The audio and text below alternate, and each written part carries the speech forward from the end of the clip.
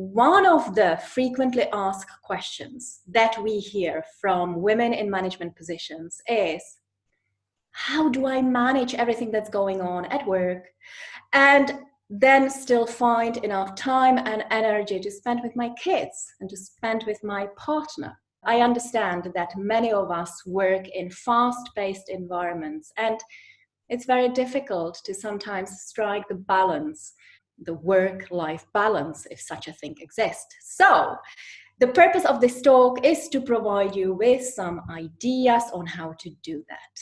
Just to let you know, my name is Alena Huberova, and I help ladies in business to become the bosses they always wish they had. And today, as I said, I have a very special guest here with me, and it's SATU AHLMAN. And SATU, it's so lovely to have you here with me. Hi, Alena. Yes, SATU is going to provide us with all sorts of super interesting advice and tips that we can implement straight away. So let me tell you a little bit about SATU. I need to read it because I can't remember it.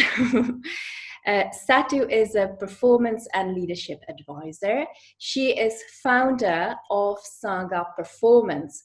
SATU helps high-performing individuals to live healthier and happier and perform at the highest levels. She works with what she calls a systems approach to life, and she looks into all aspects of human performance, from sleep and stress to nutrition, hormones, and genetics. So that is SATU here for you. SATU. Hi, Alena. Yes, hello. SATU, you're right now in Sweden, Stockholm. In Sweden, okay. Yes. Hello to Sweden. I am here in Prague. And we have a limited amount of time together. So let's dive right into the issue. Absolutely. Business, women, and stress. How do we help them alleviate stress? Or how do we help them to prepare for the days they know are going to be super stressful? So, Satu, I'd love to know from you. Obviously, we know that there is so many different factors that contribute to high levels of stress, but I'd love to know which are your top 3 or top 5. So tell me about it. Excellent question, Alena. Thank you. Thank you for having me here. Top 3, 5, let's see how many I come up with, but I would say it all starts with routines and sleep. And I'm not saying routines cause stress. On the contrary, routines help you to manage stress. And sleep being an issue for many, either lack of sleep or lack of quality sleep, which then sort of creates more stress, but also the stress is also a factor in disturbing sleep. So once you get into this prolonged state of stress, all these areas of life get affected. And one of the most important ones that we should really take care of is sleep.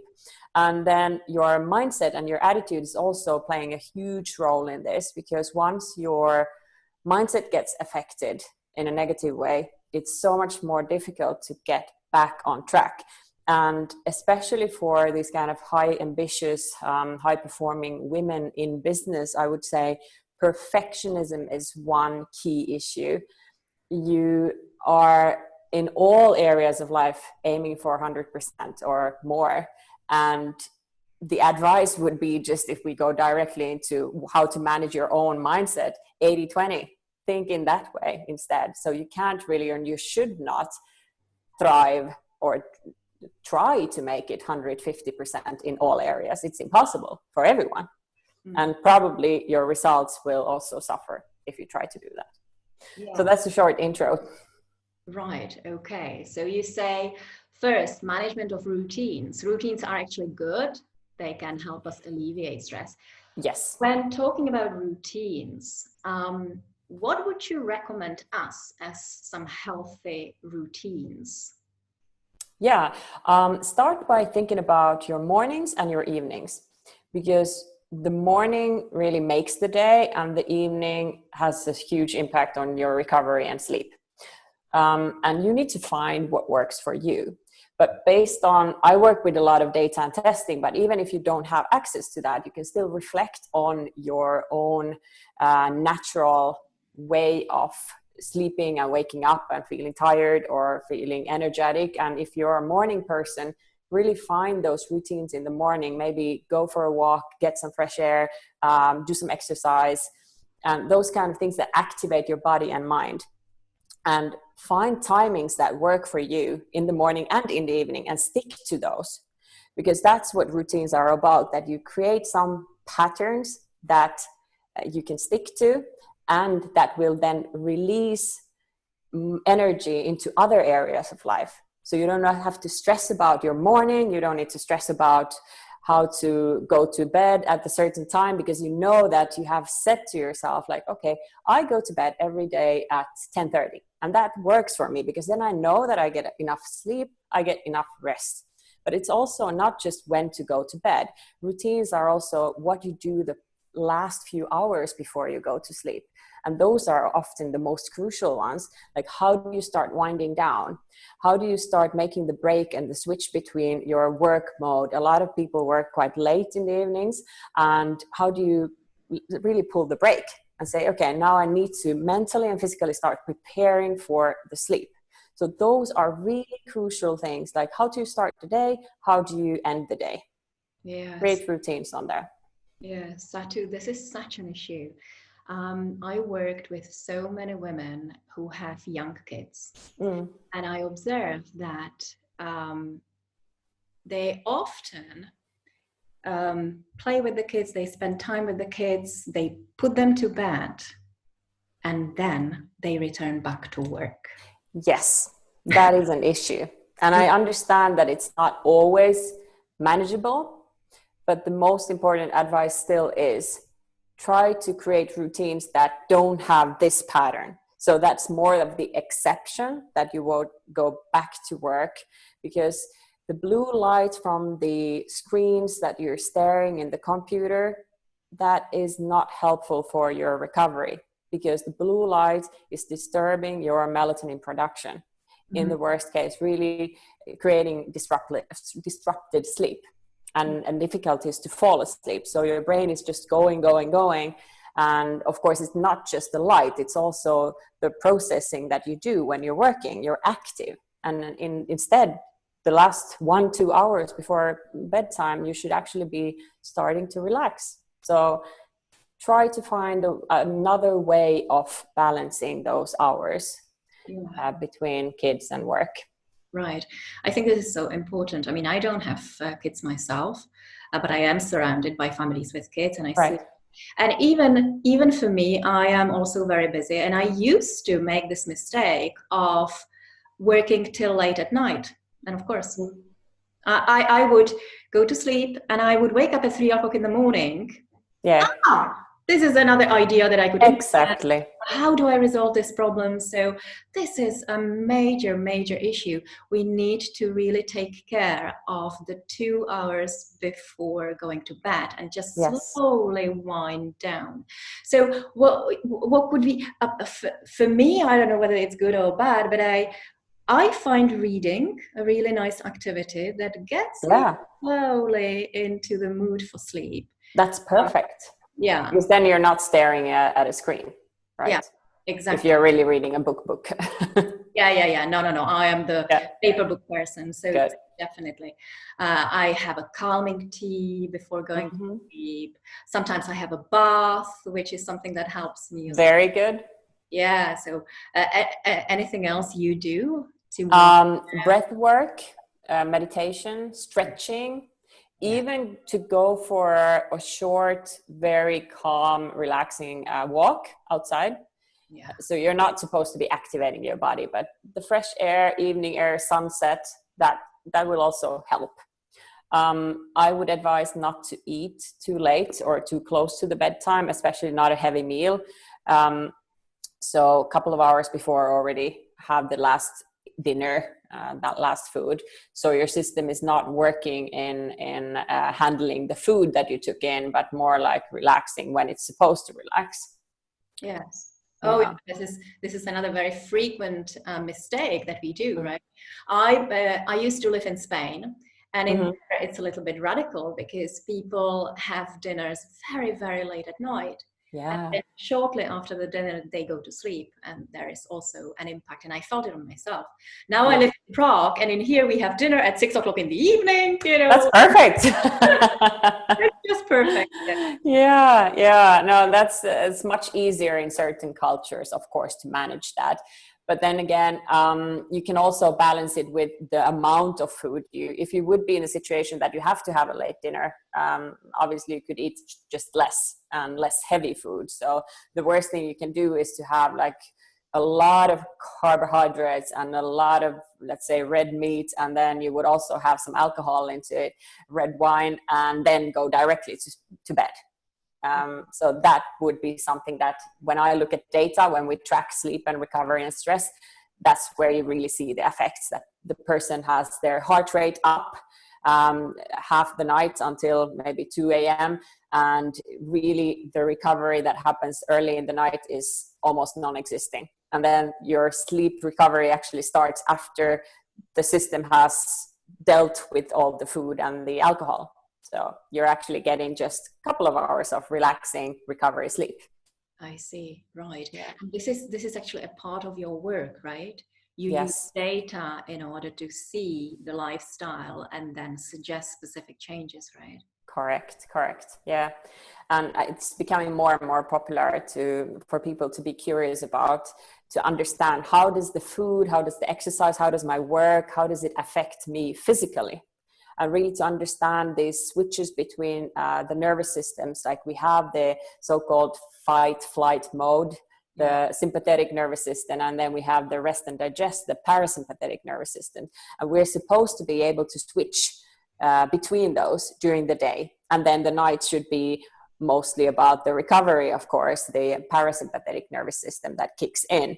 And when you start looking at it on a piece of paper or on the screen as a data of you, you're really getting this eye-opening aha experience, like, wow, okay, so I went to this meeting, it was super stressful, and that affected me physically in that sense. And I remember that I was feeling stressed. And then, okay, I went to the gym after and I really didn't feel like doing it and I was tired. And then you can also see it from the data, like maybe you should have taken it a little bit easier. Because then you didn't get the recovery as you should have, and so on. So I see. This is so interesting. It makes yes. me want to do such monitoring myself. Oh yeah. How do you do that? Do you wear a machine that monitors your heart rate? Yes. Yeah.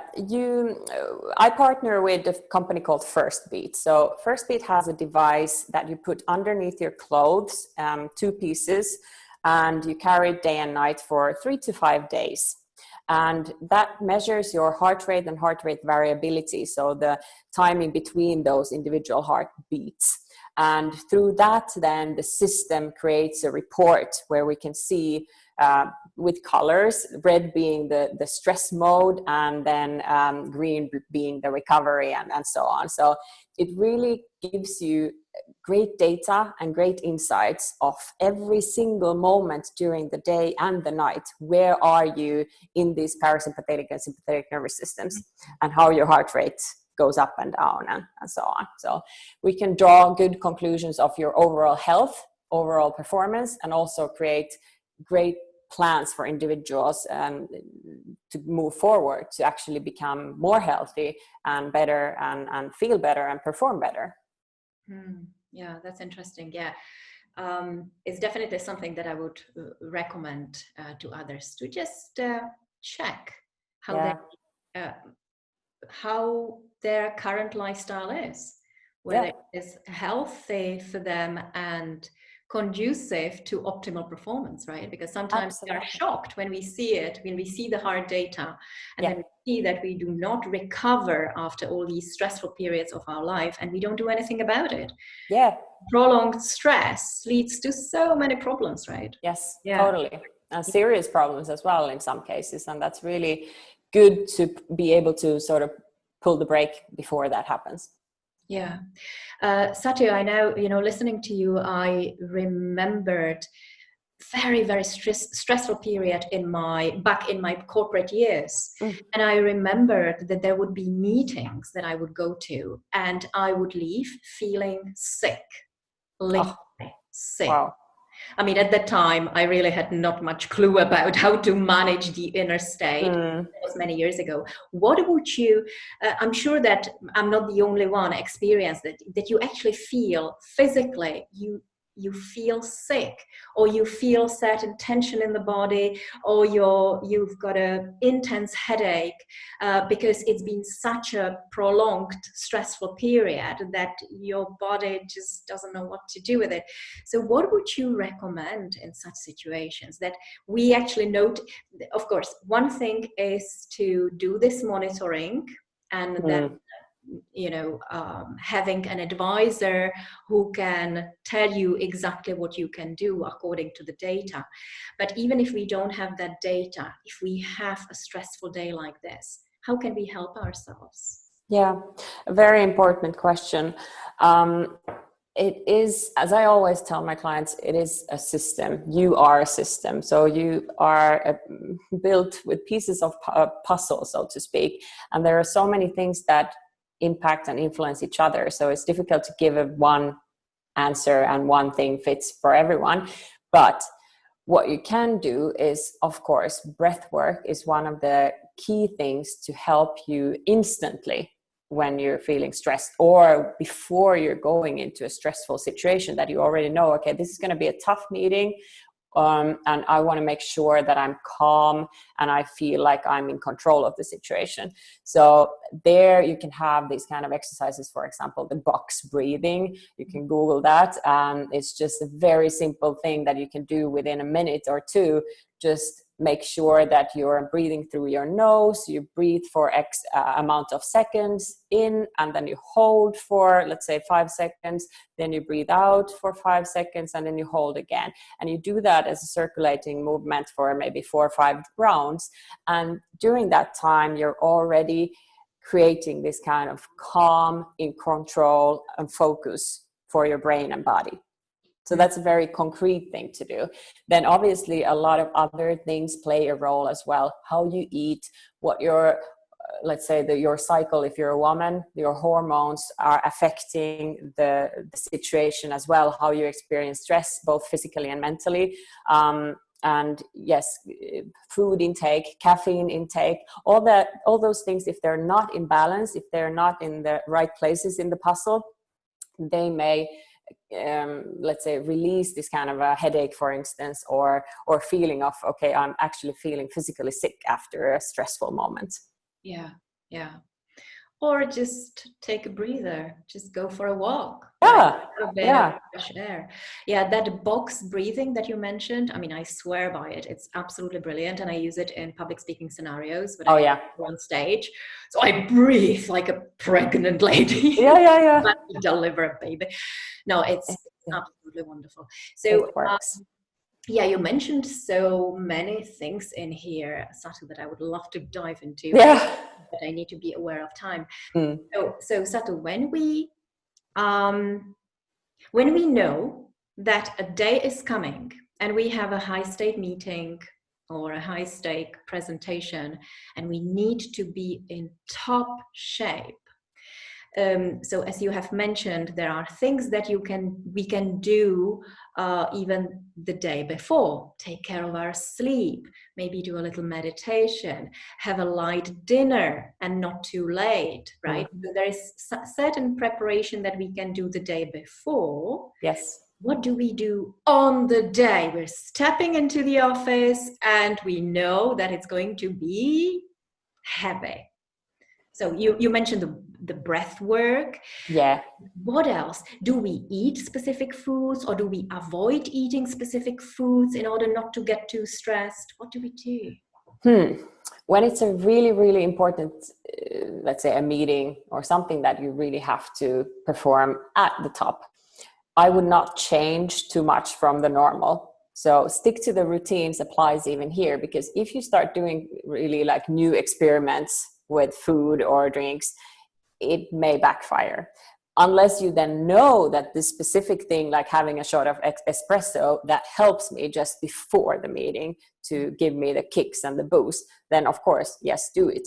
But in general, I would still avoid heavy meals before that specific situation. So if it's let's say a meeting in the afternoon, I would not go for a heavy carbohydrate lunch, because then you're going to most likely feel a little bit more tired, a little bit more relaxed. So try to keep yourself alert. And even just before the meeting, if you have the possibility to get that fresh air, and maybe go for actually a little bit faster walk to activate your brain. Because if you activate your body, your brain also will be more active. Not saying that you should be doing a high intensity interval training just before important meeting and drain yourself out. Don't do that. But even like some people like to do just standing and running on the spot just for 10 seconds, like these kind of bursts. And then you get this kind of an energy like, whoa, like, okay, something is going on. My blood is running a little bit better in the body and also reaching the brain. So yeah, that could be one. And what else? Also, I use this app called Brain FM, and that is Brain FM. And they actually have this artificial intelligence behind the whole Brain FM. So they have designed these kind of sounds. It's music, but it's mainly like sounds that you listen to for focus, for relaxation, and for sleep. So I definitely recommend that. I've used it in both in preparation for important speeches, but also when I'm just doing focus work on the computer. And when I want to then switch off and go to my relaxation mode, maybe after a certain meeting or stressful meeting, then I put the recovery relaxation sounds on. So I can recommend that. I've been using it more than a year now. And if people want to have that, then I have a discount code for that as well. So definitely recommend it. FM. Okay. Brain FM. Yeah. That's straight away. Yeah. Yes. Fabulous. Okay, so you manage a lot of things that we can start doing straight away before we consider some kind of monitoring and maybe taking coaching on absolutely personalized to our lifestyle. So that's wonderful. Now, one of the last things I would love to pick your brains on is men and women. I mean, we women are obviously different in different ways, including the biological way. So, in your opinion, are there specific strategies that we women can use in order to manage stress and build resilience? Something specific to us? Yes, I would say by knowing how your system works from the hormonal perspective helps. There are a lot of studies how your cycle links to your athletic performance, but I also do feel very firmly that the same ideology actually applies to not only athletic performance, but overall performance. So once you understand how your both mental and physical capacity fluctuates during your cycle from the follicular phase to ovulation and to the luteal phase before your period comes, and you start understanding when you are at the strongest, both physically and mentally, then you can start to optimize. Then you can also, if it's possible, start planning, like, I want to have this super important meeting rather in 2 weeks than tomorrow, and so on. So, but that requires that you, of course, really look deep into yourself, like understand how do you work. And then when it comes to food intake as well, nutrition plays a big role in different times of the cycle, because during a certain period of time, you might need more carbohydrates, for example, for your system to thrive. And then later on in the cycle, you might need less. But it's just like for you to be able to perform on the top, both physically and to have this cognitive capacity, it would be important for you to understand, okay, now I'm in this specific time of the cycle. Okay, I'm going to eat a little bit more of these kind of foods. So there are a lot of things that we can look into, also through testing, of course, to understand better what works for you and what you should be doing. Yes, yes. I got interested in this about a year ago, and I'm now really interested to do the testing to see how it works. But I did a certain monitoring manually, that I would basically have an Excel sheet with the days of the cycle, and every morning when I would wake up, I would or during the day, if I would notice that I'm really tense for no reason, I'm really tense, whatever, I would note it down in this Excel sheet. And after about 5 months, when I looked at this sheet of days when I feel really good and days when I feel really low and down, even without having an apparent reason, I started to identify little patterns. Yeah. I know that at a certain moment in my menstrual cycle, I really have energy. I have tons of energy. I am very creative. So this really is helping me. Yeah, it's so incredible when you realize that. Absolutely, absolutely. And also, it's so good to know that on the first day or the first 2 or 3 days of our period, we really need to take care of the body. Yeah. Right? Yeah. I've been always trained to perform hard. I used to do athletics as well, to perform hard no matter what. You have a period, go for it, ignore it.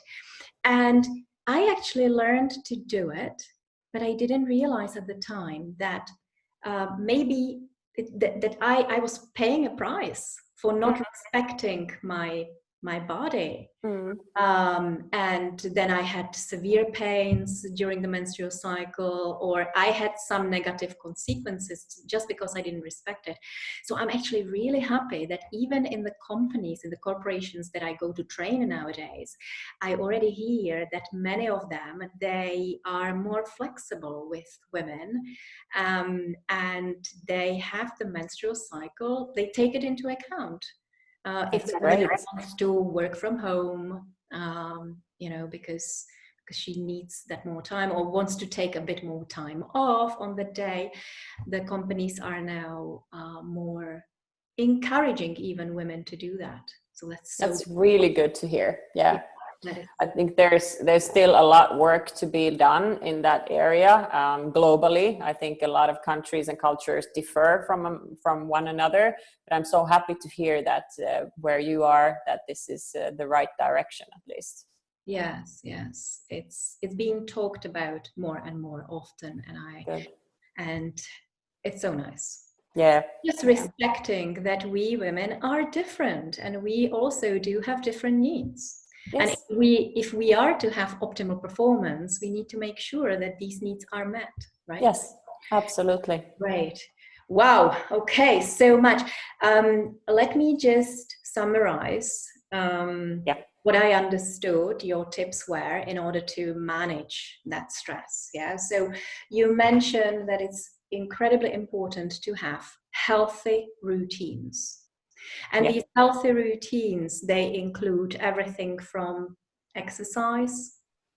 We need to identify the time of the day when we can take that moment to exercise. So exercise, meditation, you mentioned as part of the routine, breath work is so important. Healthy habits in terms of food intake, right? Yeah. We should really take care of what we eat, because that can have an incredibly negative impact on our performance.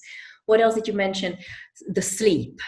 Not only the sleep duration, but most importantly, the sleep quality, right? If we sleep 8 hours, but we wake up 2 or 3 times during the night, we're not getting a quality sleep. And there are certain habits that we need to keep in order to have that healthy sleep. Yeah, like what you mentioned, at least 2 hours before going to sleep, we already need to start winding down. And so away electronic devices, definitely no work before going to sleep, no heavy meals, right? Yeah. What else did you mention? Mindset and our attitude. You mentioned the issue of perfectionism. Oh, Yeah, again, we could be talking for another hour. totally. Yes, perfectionism, it really is a negative habit. We need to see it as such, right? Perfectionism is not good. It just puts us into more tension, into more stress. In terms of mindset and attitude, what else did I forget, Satu? I think something that I didn't really mention, but to remember the fact that you are responsible for your own attitude and mindset each and every day. So you can still, whatever comes in your way and however stressed you could feel, it's still a feeling and you get to choose how that influences you and how that impacts you. So each morning you get to choose your attitude. And I think that's very powerful. And that's something that we often forget, especially when times are tougher and when we're under much more pressure than we're used to. Then that's when we really need it. This is so important. And I personally find taking that little moment for myself each morning, it helps me to really put myself into the right state of mind. I also, just like you, I do meditation and I do yoga every single morning, or I go jogging. And I feel it. It puts me in a completely different state. And I'm more like, I feel, oh, I am ready for what's coming. Right? Yeah. And also a small detail, but a lot of people, what they do is the first thing when you get out of the bed is that you take your phone and you start reading news or emails. Try to break that habit and just take the phone once you've already done something else. So your day starts with, maybe it's the breathing, maybe it's just stretching, maybe it's just walking around in your house or apartment, just something else that hasn't anything to do with your work or checking devices or anything. Totally agree. Absolutely, totally agree. For many, many different reasons, including a reason that when you get into the habit of checking your emails or picking up your phone the first thing in the morning, responding to other people's requests or messages, you almost have the notion that you're living a life according to other people's expectations and demands and requests from you, rather than living your own life, right? Yeah, so well said, definitely. So the morning is so nice if you steal that time for yourself, even if you've got kids and partner, whatever, if you steal few moments for yourself, just to set that frame, just to tell yourself how you would like your day to be. Yes. That can be a game changer. Yeah, and that doesn't have to be really long time, as you said. It could just be a few minutes. And those kind of like micro moments for yourself should be applied multiple times a day. Actually, especially during a busy work day, don't think that you're supposed to just deliver. Rather, like deliver in short amounts of time, let's say 20 minutes, 25 minutes, and then take a micro break, 1 minute, then continue delivering. Because if you don't take those kind of breaks for yourself, you're not recovering and your brain is not being in the creative mode either. Yeah, totally. Wonderful. Thank you so much. Yes, I have a whole list of things. And now I've got some new tools that I will immediately upload on my phone. Oh, that's great. FM, that sounds just yes. Great. All right. So Satu, before you go, please tell us where we can find more information about you and your services. Yes, so go to the website sagaperformance.com. Saga Performance. Okay, I'll put it in the link below. Yeah. Perfect. And there you can actually have a lot of free information as well. You can enroll to a short video course if you want to learn more about the systems approach or genetic work that I do. And there are a lot of articles and YouTube clips and everything. So just go and see for yourself and send me an email if you have any questions about that. And then Instagram is also a great place to be if you want to follow and gain more information. So SAGA Performance Official. That's the Instagram handle. Facebook also, SAGA Performance, and LinkedIn, obviously, for the business ladies out there. Both my personal profile, SATU AHLMAN, and then SAGA Performance also is there on LinkedIn. Fabulous. Okay, I'll provide all the links down below. Perfect. So thank you so much, Satu. Thank you, Alena. Ladies, we have no excuses. There is so many things that we can do every single day in order to keep that stress in check. So thank you so much, and I hope to speak with you soon again.